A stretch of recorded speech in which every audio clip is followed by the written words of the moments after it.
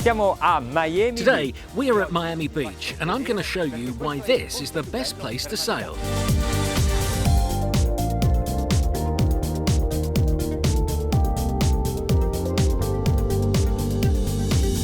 Alla nostra dritta i grandi e famosi alberghi di Miami, la spiaggia. On the right here, you can see the famous Miami hotels, Miami Beach, and just beyond there are those fabulous waves. Here though, we're on the safe intercoastal waterway, a channel that crosses the whole of Florida, goes up through South Carolina on its way to New York. Qui si può navigare per 365 giorni all'anno. Certamente. You can sail here all year round, thanks to the lovely climate, but also because of the terrain. When the sea is choppy, there are always the lagoons, and the inner waterways are always calm.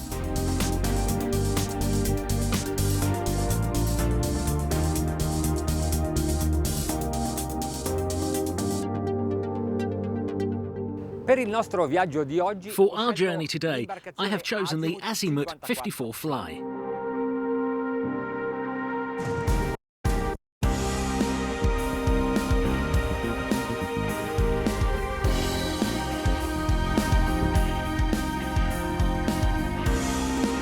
One of the strengths of this boat is the fact that it has 3 cabins and 2 bathrooms. All are so welcoming. Of course, the captain's quarters have the most important space in the centre of the boat, and there is easy access to the space under the mattress. With these windows, the suite can be used around the clock and gives you just a taste of what an exclusive and privileged space this is. Guests can stay in the cabin at the bow or the double, which is on the right of the boat. You can't always go fast. Sometimes you need to wait for a bridge to open.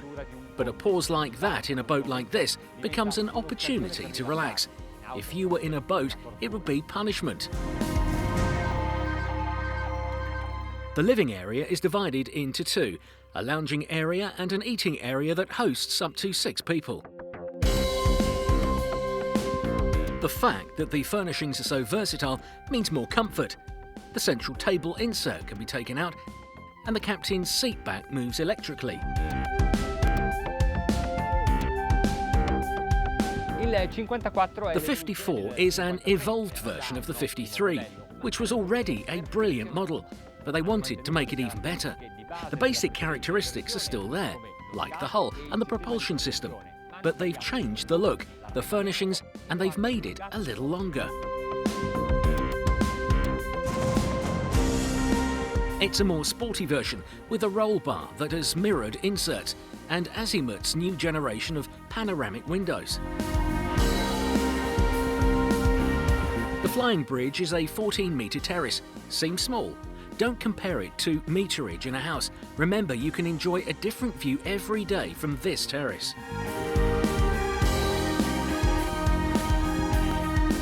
On the upper bridge, you can sunbathe, but there is also a sunshade. And of course, there is another sun deck at the back.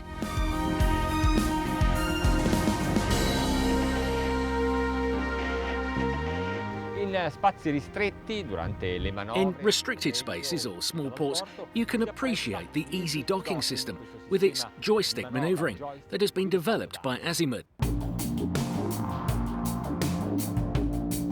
The boat is kept stable even when it's going slowly by a gyroscope system. The Americans usually choose boats to go fishing, or comfortable yachts like this, so they can spend the weekends with family and friends, eating on board, sleeping overnight and cruising happily on the tranquil inner waterways. Maybe wandering out to the ocean side occasionally. The AZIMUT 54 wouldn't be a truly great boat if it didn't have such a great kitchen full of appliances and equipped for a good number of guests. The hob is specifically designed to be used on board.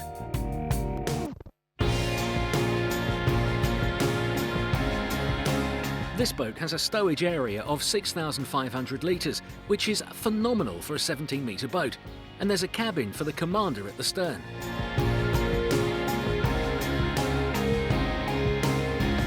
The cockpit has a sofa and a table. And there's a gangplank that can take a dinghy up to 500 kilos. If you have the pleasure of mooring horizontally, you can use the side door.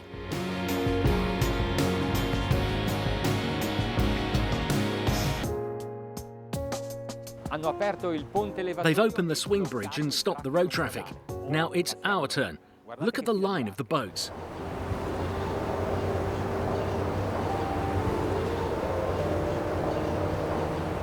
You need a little conviction to pass, a little gas, so the boat keeps to the route. There isn't much space to manoeuvre.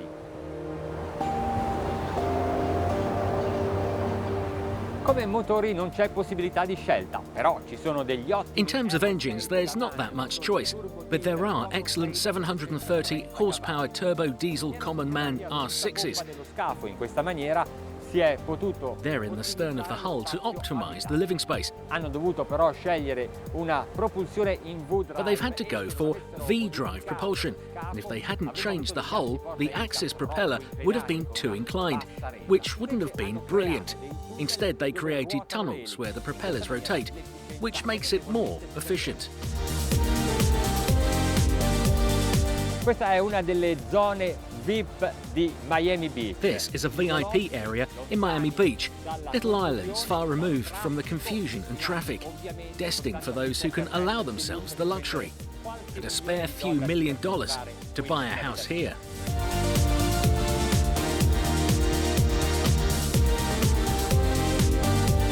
We're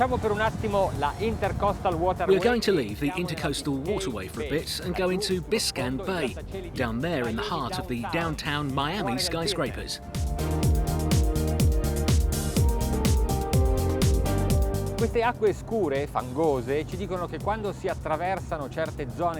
These murky waters tell us not just to be aware of the height and width of the bridge piers, but the draft of the boat.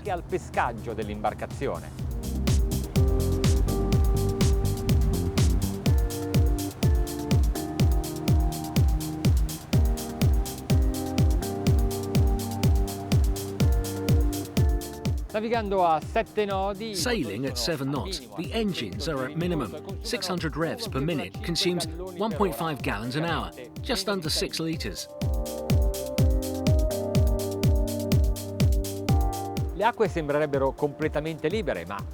It seems empty here, but it's not, and you need to follow directions, or you'll end up in some trouble. There are some locations that are just incredibly luxurious, like this island with its golf club and very private villas.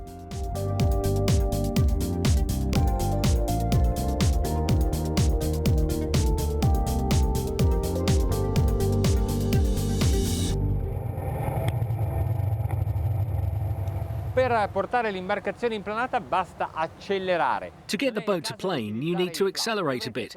You don't need to use the flaps. You'd only need to do that if you were going really fast.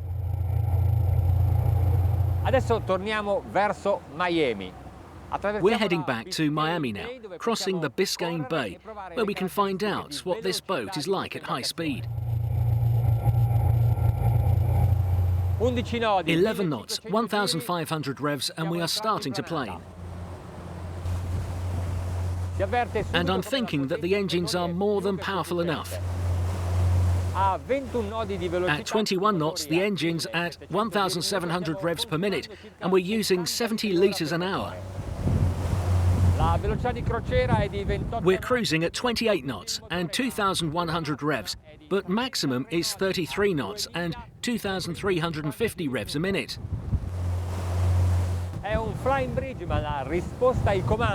It's a flying bridge, but the response to the command throttle and rudder is so reactive and stability is so good that it doesn't seem to be 4 meters above the water.